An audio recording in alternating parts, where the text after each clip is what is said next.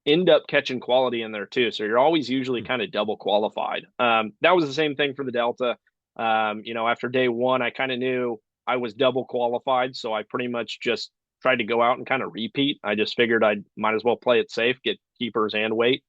Um, but sorry, what was your second part to that? Because I got distracted there after the keeper weight talk. No, is that it just was that you answered it? I mean, was it something that you were looking at as far as did you go for keepers and go for weight, or were you just for weight? But you kind of answered that. You said you don't really have that kind of a mindset going in. You're just kind of there to fish and hope that you kind of double qualify, and I guess that's what a lot of guys are doing. But I hear the strategy. And the other side of that is how do you like this format with that it goes back to zero? I mean, were you sitting in a position where it could have rolled over and maybe you would have had a lead or you would have been so far behind? What is it that makes this last? I mean, because I'm not gonna call Zach out on this, but this is the second time this year. He did this down at Lake Martinez where he was so close. He was right there. And then he comes to the Delta up here, his home water, and he's got a zero out again, and he just can't quite come through with that. And this is a heck of an angler. I mean, Zach is nobody to take lightly. He is one heck of an angler. And how does that make you feel? Like, is that like, okay, it's zero now? Is that good for you, or is that something that you're like, I'd rather have my weight? I'll be 110% honest here. I love this format when I'm not leading going into the last day. And I think if you asked everybody and you hooked them up to a lie detector test, that is what their answer would be. It's great when you get that, if you have a deficit and you get that cut out, that is an awesome thing to have. I think in this tournament, if it was cumulative, I would have been right around a pound behind Zach, realistically. So he would have beat me in a normal 3-day weight tournament. But that's the flip side of this is I know a lot of people look at this and they go, oh, well, that dude shouldn't have won because he didn't catch weight the first 2 days. I could tell you right now, I basically stopped fishing at noon on the second day because I knew I was in. I'm watching Tourney X, and I kind of have my strategy where if I know I'm in, I'm going practicing.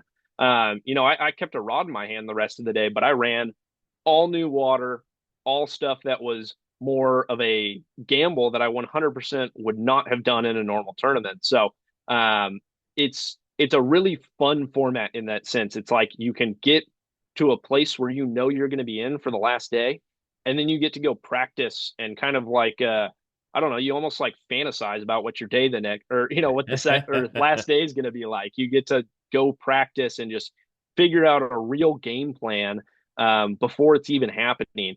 And I think it's a fun way to do it too, with the way it zeroes out. I mean, I've had days where, I've made it into the top 10, and if it was a cumulative weight, I would have finished a lot higher than I did. So, I've been on each side, and, it sucks when you drop places, but it works out well when you move up places. So, it's got its pros and cons, but as far as excitement levels too, I think it's really fun because it keeps all 10 anglers really invested into the tournament. Because if you go out, most tournaments, by the time the third or fourth or whatever the final day is rolls around, usually somebody has, or, 1, 2, 3, or 4 people are going to be way ahead of the rest. And the rest of those guys are just going out fishing for, 5th place or lower. So to go out and have everybody fishing for first place that last day and to have everybody, absolutely swinging for the fences is really cool. Because you see guys on the last day, if they have a lead, they let off, they go fish safe. It's fun knowing that you have to go out and catch them that last day. And it's kind of just one of those things where it almost takes the pressure off you because you go out and you just go, dude, I got to catch them today and I got to catch them big or else I'm not going to win. I'm already getting paid. So you just go out and you fish as hard as you can. And when you come back in, you can confidently say, I laid it out there today and I feel okay knowing I've done what I as much as I could do. So I really like that aspect of it. I was gonna say, you just said something right there that I think for me and watching it, it makes a lot of difference in the sense that you're going to get paid. You're in the top 10, you're getting a check. No matter what, you're walking out of Mm-hmm. there with something. I mean, Yep. we kind of made fun of it with Ken up there. You know, it's like the guy could have he never cut a single fish. He had big fish wrapped up, so he had $1,000 there. And he was guaranteed to get, you know, 4,000. I mean, he's walking out Yeah. there with a $5,000 check. Yeah. Yeah, he And had he didn't have to catch a pocket when he fish launched his all boat in the day. morning. He could have gone back to bed for 3 more hours, got up, gone out there, lit up the boat, and been good. He'd still walk out of there with $5,000. Now that's not in his nature, and he's not going to do that. He's going for the win, like you said. But I think it can be one of those as well, where that, and that's kind of where I was going to go, is does it take that pressure off, that knowing that, hey, you know what? Yes, I want the win. Of course, everybody wants the win, but you know what? No matter what, I'm not on fish. I have nothing going on. I'm just going to go out and play, and hopefully I catch some good ones. But to know that you're going to have that check, does it take so much pressure off you that you can just go out and be free? And that's, you know, and you kind of answered that and said, yes, you know, it takes the pressure off, but does that really cross your mind that, hey, you know what, I'm getting a check no matter what? Because that to me is just a breath of fresh air, when you know that it's not like, oh, I'm not fishing for, I got to make the top 5 to get a check. You got a check. You're going home with something. There's a boat on the line, and there's all this other stuff out there. Yeah. There's a lot more money out there. But if you're struggling, you're having a day, and you're kind of like, you know what, I got 3 fish in the boat, man. I know I'm getting a check. I can just go out and just hope for just swing for the fences with the biggest baits, you know, punch and do what I got to do. Is that all part of this whole thing with this, when you make that top 10? Discover Plumas County, where adventure meets tranquility. Nestled in the heart of nature, Plumas County offers endless activities for everyone. Dive into the clear waters of Lake Almanor for wakeboarding thrills and fishing excitement. Whether you're an adrenaline junkie or a fishing enthusiast, Lake Almanor has something for you. Stroll through charming local boutiques and indulge in fine dining experiences that will tantalize your taste buds.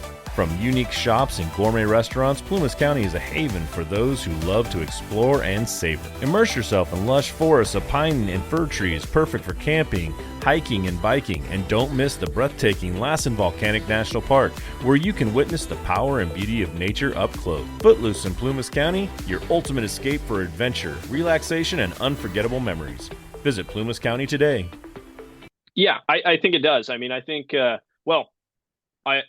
I remember weighing in on the second day, and we make the top 10, and I'm standing there, I think next to Ken, and I just looked at him. I'm like, well, we already made $4,000. So, you know, like, and that thought crosses your mind going into the last day. So it's nice literally launching your boat in the morning and you're already in the green. And then you literally just get to go, okay, I've already got, you know, X amount of dollars wrapped up. We're, you know, making money this event, which is awesome. And then you literally just get to go and fish however you feel most confident to win the thing. And that's the cool thing, is everybody goes out and tries to actually win on the last day. They don't try to make up 1 or 2 places. They don't try to, you know, get a couple more points. I mean, some people might try to get a couple more points during the AOY, you know, during the regular season, but, you know, for the most part, everybody's going out there trying to win. And it takes I'll say it takes the pressure of like trying to maintain off of you. Because there's always that pressure on the last day where it's like you don't want to stumble. But when it's in this event, I've never felt that. I've had days where I go out on the last day and I have a bad day, but I literally just look at it and go, well, I was in 10th place when the day started. So I've either made more money or I haven't yet, you know. And it's different when you have that cumulative weight and you start the day in 3rd place and you have a bad day and you drop down to 8th or 9th. Then I feel like I've almost lost money, if that makes sense. Right. Oh, you have. Yeah. Because you're falling down that list a little bit. And you know, I don't know. I mean, I guess it's never, you know, nobody's ever looking to go to the bottom. That's for sure. They're always looking to go up. But yeah, that was the question. I just feel like looking into people, it's like, God, how much pressure is off of you when you're at that top 10? All of a sudden, you know, you got a check coming. And I think that's probably one of the neatest things about the way Mark's done this, is that once you make that top 10, you've got a check. I mean, the pressure of at least making some money maybe not the amount that you want, or not driving home with the boat, or not taking home the top dollar is not, as obviously what's going to push you and push you and push you. But you got something, you don't have to worry about going home broke. Yeah, exactly. Exactly. Um, I want to ask you this question because it was brought up at the tournament by an angler, and I won't mention his name. What would you think about adding the championship event to the Angler of the Year? Just like you want the last event is a championship, and it's all part of the points for the Angler of the Year. What would you think about that? I'm thinking about that. I haven't thought about it, so I don't want to say like this is my final opinion on it, but off the top of my head, I would say I would be against that for the reason that I feel like when you get into a championship situation, you should not be fishing for points. You should be fishing to win the event because that's usually the biggest prize of the year. It's Right. double or triple what a normal series event is. So if you're that guy that's leading AOY and all of a sudden now you don't get to fish really for the win, you're just trying to maintain those points, then you're almost like at a disadvantage compared to everybody else in the tournament at that point. Um, and it kind of sucks because especially if that's potentially your biggest payout of the year and you're looking at it and you say, okay, I know I can get, 10th place or 12th place if I go to this area and fish for the smaller grade of fish. But if I go over here, I might be able to win. If I go do this, I might be able to win or have a shot at winning. And Right. honestly, if you're looking at AOY, then you're probably not going to take that gamble. I mean, I know I wouldn't. I would fish knowing what is going to lock me up an AOY title because that's a for sure trophy. Right. So I would say I like having, the regular series events. Those all count for points and, wrap up your AOY before you get the championship. I think you see that's obviously done that's done on the Elite Series. That's done, I believe, in MLF and pretty much every other major tour. Because I think when you get to that championship event, every single angler that's there should be fishing 100% to win that tournament. Good answer. I like it. It was posed out there, and I thought, you know what? I'm going to pose it to some of these anglers. You're the first one I've asked. You won't be the last, but you're the first one. So, Yeah. I like the answer. I'm kind of on that same page with you. I think that once the year is over, the championship or the Angler of the Year should be done, and then you go to the championship, and it's Mhm. completely go for the win. Yeah. Yeah. And I hope that we can uplift next year, and with the Super 60 coming in and making that championship one of the most blown out ones that we can, I'd love to see us start working towards having a Red Crest / Bassmaster Classic kind of tournament out here. I'd love to see the people, anybody listening out there, please start showing up even more and more. I mean, I love it when the crowds are out there. I love it when there's more, the fans were big at this championship. There was a lot of people there. Not as many. I mean, I'd love to see 5, 6, 7, 10, 20, 30, 40, 70, 80, 150,000. That's what I want to see out there. Yeah. you know, I Yeah. I'm okay. I'll still be on that mic. I'll still go up there and entertain. I'll still do my part of it. And I think you guys would just absolutely. I mean, I saw with the crowd that was there was a good crowd at this event. Building you guys up, showing it off a little bit. I saw the pride, when people were coming up and they're clapping for you and getting into it a little bit more. It gives you that little bit of a extra boost, in these tournaments. And I think it'd be great if we get even more and more support out there. What do you think we have to do? I mean, you're a nice young guy coming up in this sport on the West Coast, especially. What do you think we got to do to get these crowds a little bit more into it and pump them up and get them knowing you guys more as household names out here? I think a lot of that'll come naturally with the way that the kind of league's already progressing. There's good social media traction. There's a TV show made on YouTube for it, so I think Mm-hmm. that stuff kind of puts the outreach out there. And then as far as really building the crowds at the events, I think some of that can kind of land back maybe onto some of the sponsors. I think one thing that's always cool when, you go to one of these Elite Series events, I mean, I've only Mhm. been to, I think, one or maybe two of these things, is they have a ton of sponsors that usually show up, and it's basically like a mini fishing fair. They've got, Mhm. Yamaha's there, some of the boat manufacturers are there giving test rides out for people, things that really get the crowd kind of involved with it, because we can be quite honest, fishing is not really a spectator sport when it comes to, you show up and you watch a couple of guys walk across stage with, their bag of fish. That's exciting. It's fun. But to really have some kind of activities and something for people to maybe learn about, or, explore if they're, have questions for some of these sponsor companies, I think that's really where you draw in a lot more crowd participation. Because don't get me wrong, I would love to come back to weigh-in and, feel like a mini celebrity, and there's, a couple thousand people standing out in the crowd. I mean, that would be awesome. But I think that basically has to come. We have to offer them something more than just watching us weigh fish, because they can do that on the live stream. I mean, that's Right. one of that's like the crazy thing with all the technology. You see Right. it with, obviously the big stuff with the live events. You can now watch the Elite Series and know who won before they even go across stage pretty much now. So you're kind of almost shooting yourself in the foot, because everybody already knows what's going to happen. Right. But if you give them a real reason that they can't get online, then that's when you get people to show up to weigh in. Okay. Now you guys did some of the meet and greets this year.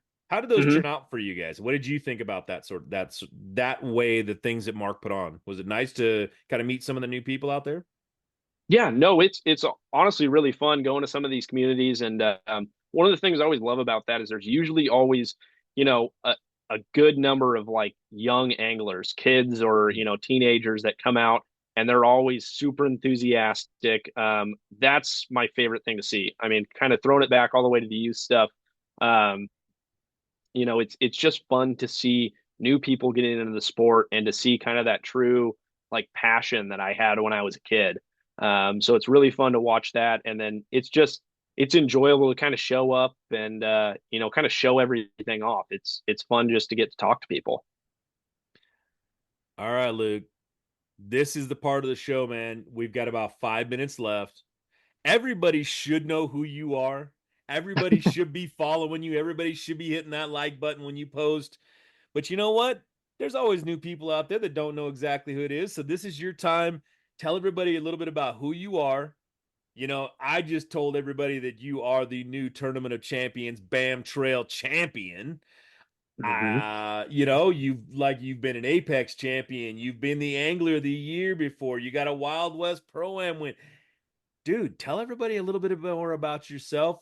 Thanks them, give them to some of your sponsors and who's been backing you all this year. This is your time, man. Shine.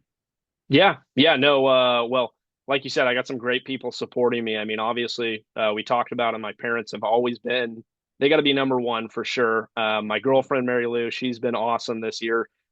We've been together for a little over a year, and she'd never caught a bass before she met me. So, getting her to understand and then, kind of like go through all of this stuff, I know has been interesting for her, but she's like fully on board. So that's been really fun to watch her kind of learn everything. Um, but yeah, I've got some great companies that support me. I mean, I've been with Yamamoto for, I think, 4 going on 5 years now. Like I said, I caught a lot of fish on Yamamoto during this event, helped me secure a win. And I've caught a lot of fish and, cashed a lot of checks because of Yamamoto. The other one that was big key for me this week was that Picasso stuff, the shock blade. And actually I did catch a couple on one of their spinner baits as well. I kind of been forgetting about that one. But I've got some great brands that support me. They're all over the Jersey. One of the big ones too that also supports the tour is Fisherman's Warehouse. Also happens to be where I work. So if you guys are in the market for fishing tackle on the West Coast, or anywhere in the nation, we'll ship it straight to you.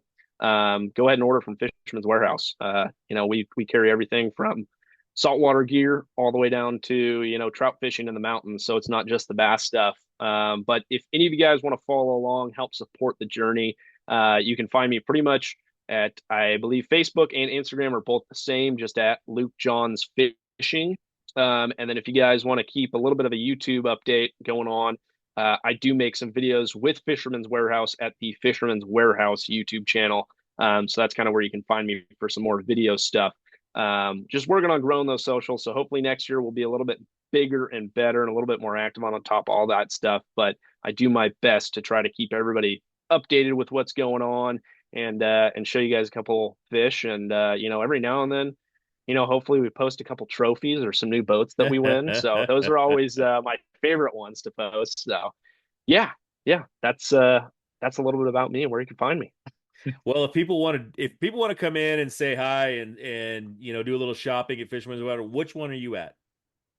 So actually, I am not at one of the warehouses or at one of these stores. I work in our actual warehouse. I'm a buyer, so I'm more behind the scenes, kind of office jobby stuff with them. But I will tell you, if you go into any one of our 4 locations, there's a lot of really, really knowledgeable staff in there. So they'll be able to get you hooked up just as good as I could. All right, Luke. First and foremost, congratulations on the win, man. That was an awesome job out there. And thank you for coming on the show afterwards here, doing this whole thing. Love hearing from you. I cannot wait for next year. I think it's going to be a blast. I've got one more event to do here, the Pro-Am over at Berryessa. But yeah, man, this should be a whole lot of fun, this Super 60 thing. And I can't wait to be a part of it and see you guys out there doing this whole thing. And hopefully you get a couple more trophies out there, man. I'm not going to root for any one person, but I'm just up there to do my job and for you to be out there. I love seeing it. I love seeing these young guys coming up like yourself, man. You have done an amazing job and you're a hell of an ambassador for this sport. And I really appreciate that part of it. So thanks again for coming on and doing this. And everybody out there, thanks for tuning in and listening to Luke John's talk right here. Thanks for coming in and listening to the BAM Pod. Please share it with your friends. Tell everybody about it. And let's just keep growing this thing. It's been growing great. You guys have been doing good numbers. So let's just keep this thing rolling, man. Luke, thanks again. Well, thank you. Yeah, it's an honor to be on here. And hopefully, like you said, the more trophies I win, the more times I get to come back on. So hopefully I'll be talking to you guys soon. All right, let's hope next year at least just go shoot for one. All right, man. Yeah. Yep. That's how it starts. Right. 1 and then 2. All right, well, we're going to sign off right now. Thanks for tuning in, and we'll see you in a couple weeks with a brand new angler. I'll tell you right now, if I get the guy I'm looking for, it's going to be a fun one. It's going to be a fun one. All right.